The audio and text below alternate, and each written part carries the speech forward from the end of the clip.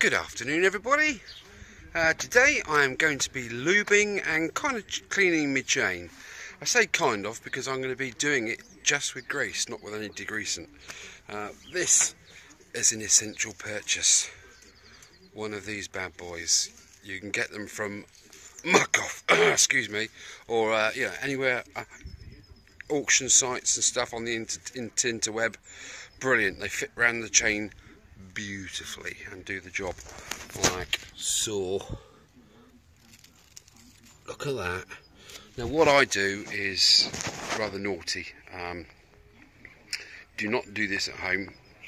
I put it on the stand. I start the engine, put it in first gear, and I just hold the brush on there, spraying it with my chain lubricante, and it comes up beautifully. But I have seen pictures on the internet of fingertips going round in the gearing because fingers get caught in there. It's all moving. Do not put your hands anywhere near it. The only thing going near it is this thing, okay? But please stick it on your main stand, just spin the wheel around by hand and do it with this. I'm a bit lazy and I've done it 1,000 times before, so I kind of know what I'm doing. I say kind of. Right, okay, let's take a few pictures of the chain as it is now, and then we'll show you it when it's finished. Alright, take it easy.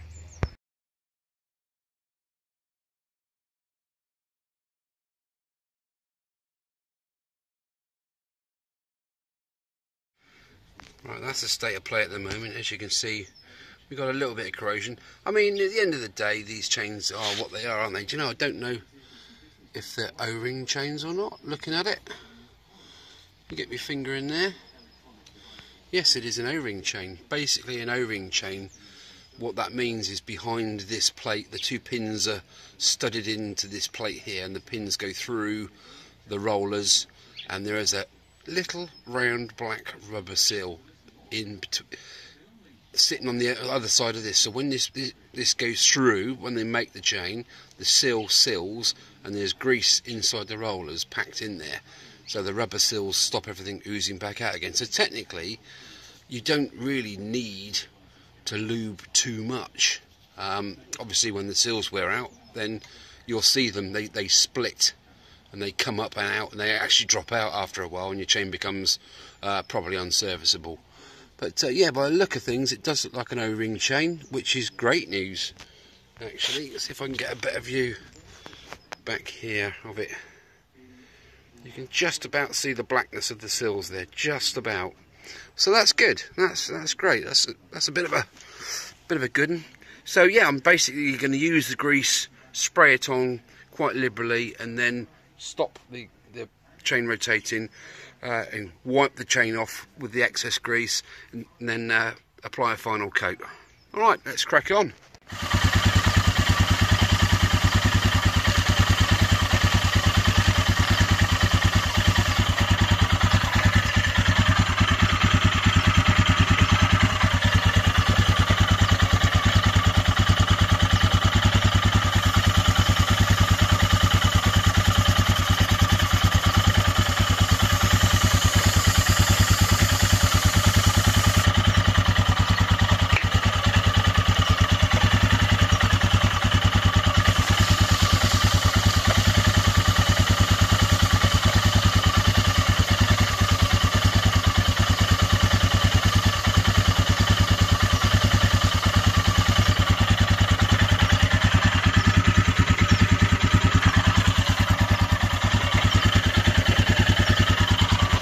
Nastiness.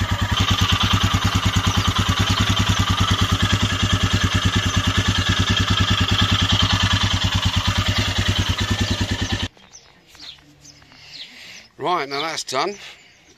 Like I say, generally I do not recommend you do that at all, because it is blooming dangerous, and one slip and you can regret doing that for the rest of your life. So anyway, for the sake of clearer, squarer TV land, I've just done it because, like I say, I'm competent. Some might beg to differ.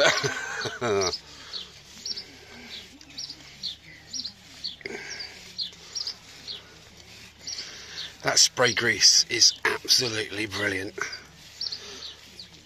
I've used it on all my bikes with chains, obviously. Thing is, I've come from a shaft drive bike recently. The last 3 years I've had a shaft drive bike, and you kind of forget about chains when you forget it's there when you have a shaft drive. So going from that to this, it should be done, weekly perhaps, or even fortnightly at least. So, God, manual labour, what's this all about? Anyway, that is a whole lot better. A whole lot better. Just by cleaning its teeth with the old brush. It's a brilliant brush. Takes all that corrosion off. Look, spot on. Anyway, do it by all means with the brush, but please just spin the wheel around. It's easy enough to do it with you, but you try and film it at the same time and spray the grease and all that. Another pair of hands will help. But there we go. So we've got an O-ring chain on these bikes. Brilliant. That is really good. I didn't know that, but there we go. Right, cheers for looking. Take it easy.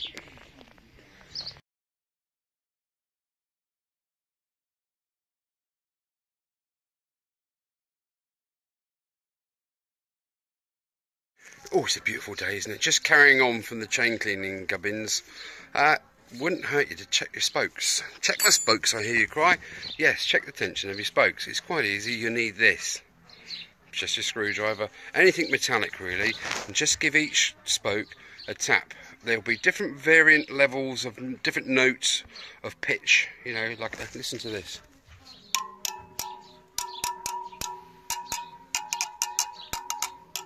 Okay, as long as they make a nice tight ping, you're fine. If you get a duff one, I found one, so it will sound like this.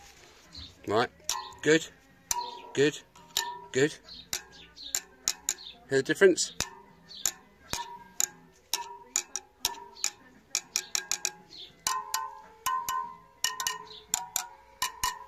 Good, good, good. Duff.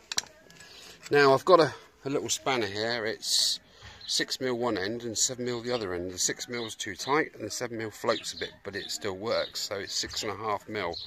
I think you can get spoke spanners, but anyway, I'm going to use the 7mm end. Which one was it again? It was that one there, so it's this one. Let's tweak that up a little bit. Let's see how loose it is first. Oh. Yeah, fairly. Right, let's go around a turn almost. Still duff, that one.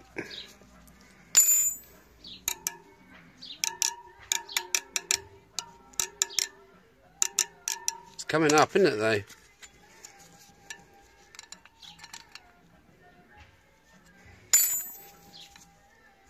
That's better. Right, let's go around the wheel.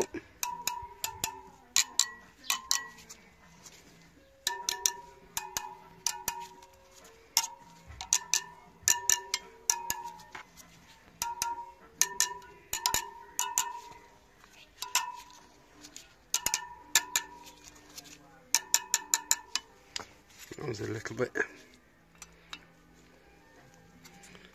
bit on the side. That's better. Do not try and get them all exactly the same pitch, because you could.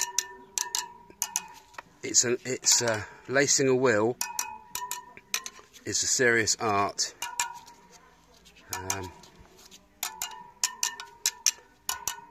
I've laced a few wheels in my time, and it is so satisfying, but so incredibly difficult to get this rim running true all the way. That wheel's great. I think the back wheel's off the ground. I'll tell you how I noticed it. I just did the rear ones, and I heard a couple of duff ones on the rear, and I did them up without even thinking about videoing. What an idiot!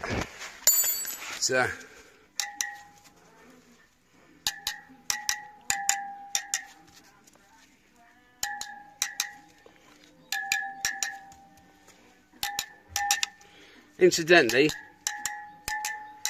I went round these spokes. You know, I've been moaning about the corroding. Well, I simply went round with my oily rag that I've wiped my chain off with, give them a wipe over, and look at them. They've come up, haven't they?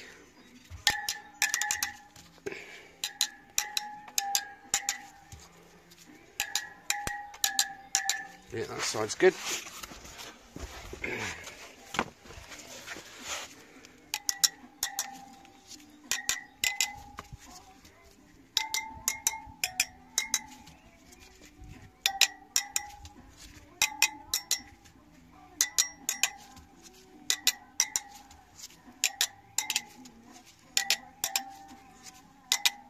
Yeah, it's pretty good. So there we have it basically. Clean your chain off, keep it clean, do it once a week. It's not going to hurt, especially with that brush. It's a whiz. It's so easy to do. It's simple, it's quick, it's efficient. Your chain's cleaned and lubed. So that's sorted out. Just check your spokes. Don't have to do it twice a year. It's not a problem, is it? But if you get a duff loose one, it ain't going to get any tighter, is it? Okay guys, thanks for looking. What next, I wonder? Take care. Thanks for looking. Evening, so I better do one more thing. I'm going to fit bar risers. The bar risers. It's a little bit too low for me. I'm 5'10", and what I'm thinking of as well is if these bars are risen up a bit, I'll be able to angle my screen back a bit as well. I like the look better when it's swept. So I'm going to put my bar risers on in a sec and see what happens. You can get bar risers actually that come up and back, which would mean that you could put that back definitely. I don't know yet until I do it, so I'm going to have a go right now. Right, catch you in a sec. Okay, that's the first bit done with. That's removing this top piece using, what's that one that's at home? What size Allen key is that? It's 6mm. 6mm Allen key. Unwinds these 4 bolts. Notice the red on there, that's the Loctite. Boy, that's tough. That is really tough. So you're going to need to go back through the threads with a nice 8mm tap. Now taps come in 3 sizes, 3 stages. You've got the first tap, which if you can see is quite coarse up there, and then the last tap in the series, the thread is more pronounced right at the end there, just to fuck the final cut. So I'm going to wind that in, wind the tap in all 4 of those holes. If you can, use some cutting compound, quick squirt in there, just makes things a lot easier, and also the swarf sticks to the stuff as it comes back out. Okay, so right, that's the next step. I'm just going to wind those in and tap those threads out. Okay, catch you in a sec.